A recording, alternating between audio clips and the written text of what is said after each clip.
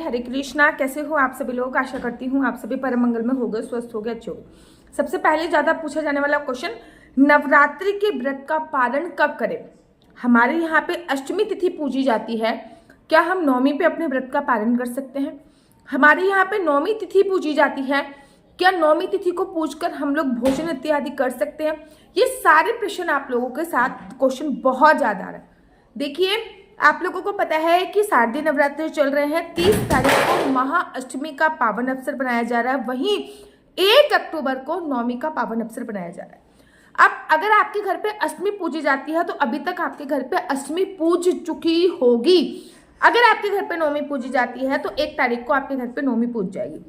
अब बड़े सारे लोग क्या करते हैं, अष्टमी तिथि पूजी, पूजने के बाद उन्होंने अन्न का प्रसाद खाया और अपने व्रत का पारण कर लिया, ठीक है ना, और शाम को चौकी वौकी हटा के काम खत्म कर दी। याद रखो, नवरात्रि जिसमें 9 दिन तक रात नहीं होती है उसको नवरात्रि बोला जाता है। ऐसे नहीं है कि अभी नवरात्रि आपने पूज दी, चौकी हटा दी और फिर रख दिया। 9 दिन तक सुबह और 9 दिन तक शाम को पूजा का विशेष प्रावधान होता है नवरात्रि में, इस ध्यान रखिए। वैसे ही जो लोग नौमी पूजते हैं, क्या करते हैं, आप लोगों ने नौमी पूजी, नौमी पूजने के बाद आपने अन्न का प्रसाद खाया और साथ ही के साथ पूजा अर्चना वंदना आपका नवरात्र का पारण हो गया। पहले बताती हूँ शास्त्र क्या कहते हैं। शास्त्र कहते हैं नवरात्रि तक 9 दिन तक माता रानी की विशेष पूजा अर्चना वंदना होती है। 9 दिन और 9 रातों तक पूजा होती है और 10वीं तिथि पर हनुमान जी की पूजा अर्चना वंदना करने के बाद नवरात्रि के व्रत का विश्राम होता है। जैसे कि आप वैष्णो देवी जाते हो और आप भैरव बाबा के दर्शन नहीं करे तो आपके व्रत आधे अधूरे होते हैं, वैसे ही नवरात्रि के बाद अगर आपने हनुमान जी की पूजा अर्चना वंदना 10वीं तिथि वाली नहीं करी तो आपकी जो पूजा अर्चना वंदना होती है वो आधी अधूरी मानी जाती है। शास्त्र कहते हैं अगर हम 9 दिन का व्रत कर रहे हैं तो हमें पूरे 9 दिन का व्रत रखना चाहिए। उस 9 दिन के व्रत में 9 दिन और 9 रातें इंक्लूड होनी चाहिए और अन्न का त्याग करना चाहिए। अगर आपको व्रत खोलना भी है ना तो नारियल वगैरह हो गई, ये सब चीजें खा के, आप फ्रूट्स खा के, जैसे कि माता रानी को केले का भोग लगाया, फिर केला खा के हम लोग अपने व्रत का पारण कर सकते हैं, व्रत खोल सकते हैं। लेकिन अन्न का जो सेवन है वो 10वीं तिथि वाले दिन ही करना चाहिए। शास्त्र में देवी भागवत में यही वचन आया गया है कि 10वीं तिथि वाले दिन ही अन्न का सेवन करना चाहिए।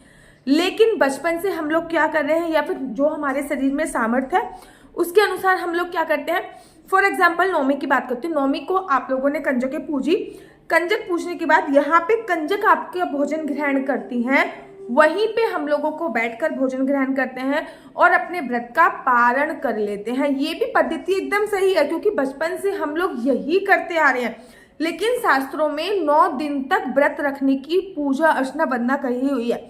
माना कि आप 9वीं तिथि वाले दिन अन्न ग्रहण कर लेते हैं, लेकिन ऐसा नहीं कि 9वीं तिथि वाले दिन आप सुबह भी खा रहे हो, दोपहर भी खा रहे हो, रात को खा रहे हो। नहीं, अगर आप अन्न ग्रहण कर रहे हो 9वीं तिथि वाले दिन तो एक ही समय अन्न ग्रहण कीजिए। बेसिकली अन्न ग्रहण तो आपको 10वीं तिथि पर करना चाहिए, लेकिन किसी कारणवश आप 9वीं तिथि पर भी अन्न ग्रहण कर रहे हो तो एक ही दिन अन्न ग्रहण कीजिए, इससे ज्यादा दिन आपको अन्न ग्रहण नहीं करना चाहिए।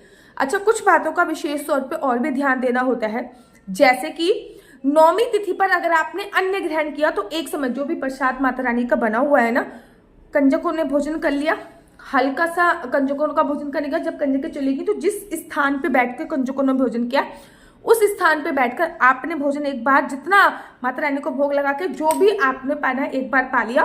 उसके बाद शाम को आपको फ्रूट्स खाने होते हैं। इस प्रकार से भी आप अपने व्रत का पालन कर सकते हो। लेकिन अगर आपके शरीर में सामर्थ्य है और आप सक्षम हो कि भैया मैं कर सकती हूँ, तो 10वीं तिथि पर हनुमान चालीसा पढ़कर या फिर सुंदरकांड पढ़ के हनुमान जी को भोग लगाकर अपनी चौकी को हल्का सा हिलाकर, जैसे कि कलश सबसे पहले हिलाते हैं, कलश को हिलाकर तब आप अपना भोजन इत्यादि ग्रहण कीजिएगा। यही सही मायने में व्रत का प्रावधान माना जाता है। शास्त्रों में यही वर्णन दिया गया है। याद रखो बच्चों, हनुमान जी की पूजा अर्चना वंदना के बिना हमारा जो व्रत है वो आधा अधूरा माना जाता है।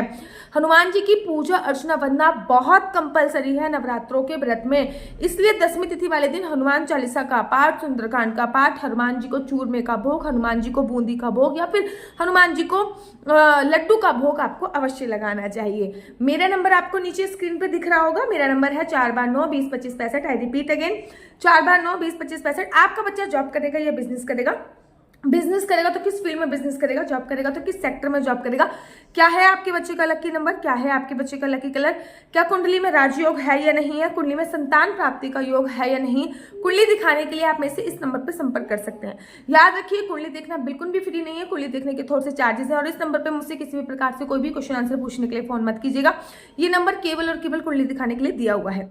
राधे राधे, हरे कृष्णा। तो यहाँ पे हम आप लोगों के लिए लेके आए हैं असली तुलसी माला। विभिन्न विभिन्न प्रकार की हमारे पास असली तुलसी माला है। 30 रुपए से प्रारंभ होकर हमारे पास 1100 रुपए तक की तुलसी माला है। जप माला है, गले में पहनने वाली तुलसी माला है, 1 राउंड की तुलसी माला है, 2 राउंड की तुलसी माला है, 10 साल तक चलने वाली तुलसी माला है और डबल राउंड की तुलसी माला है, 3 राउंड की तुलसी माला है, गांठ वाली जपने वाली माला है, बिना गांठ की जपने वाली माला है, राधा नाम के लॉकेट वाली माला है और लैब सर्टिफिकेट द्वारा प्रमाणित तुलसी माला है, जिसमें हम आपको लैब का सर्टिफिकेट देंगे कि ये असली है या नकली है। बहुत सारी तुलसी मालाएं हम आपके लिए लेके आए हैं। न केवल हम आपके लिए तुलसी माला का कलेक्शन लेके आए हैं, अपितु लड्डू गोपाल की असली तुलसी माला जिसपे राधा नाम का लॉकेट है, लड्डू गोपाल के लिए वैजंती माला, लड्डू गोपाल के लिए चंदन माला भी हम लोगों के लिए लेके आए हैं और लड्डू गोपाल की तीनों माला का सेट है, तुलसी माला, चंदन माला और वैजंती माला का सेट भी लेके आए हैं। साथ ही के साथ हम आपके लिए रुद्राक्ष के असली ब्रेसलेट, पानी में डालने वाला रुद्राक्ष, 1 मुखी रुद्राक्ष से लेकर 14 मुखी रुद्राक्ष तक हमारे पास सारे लैब टेस्टेड रुद्राक्ष अवेलेबल हैं। आप हमसे ओरिजिनल रुद्राक्ष मंगा सकते हैं। ना केवल हमारे पास रुद्राक्ष अवेलेबल है, अपितु हमारे पास कानों में पहनने वाले राधा नाम के असली तुलसी के इयरिंग्स भी उपलब्ध हैं, जो कि अलग अलग डिजाइन, अलग अलग तरीके से आप लोगों को प्राप्त हो जाएंगे। ये राधा नाम के असली तुलसी के कानों के इयरिंग्स हैं और इसमें बहुत सारी वैरायटी हमारे पास उपलब्ध है।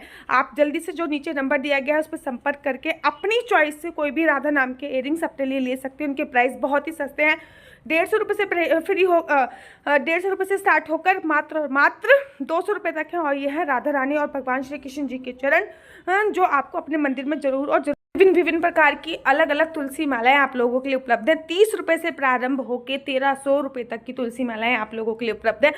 हम आप लोगों के लिए लेके आए हैं श्रीधाम वृंदावन की रज, 8 प्रकार की रज इसमें उपलब्ध है। न केवल एक सेवा कुंज की, निधि कुंज की, ललिता कुंड की, राधा कुंड की, कृष्ण कुंड की, निधि वन की, यमुना जी की, 8 जगह की ब्रज रज इसमें आपको उपलब्ध हो जाएगी। ऑर्डर जल्दी से जल्दी नीचे दिए गए नंबर पर करिए, हमारे पास लिमिटेड स्टॉक है। राधे राधे।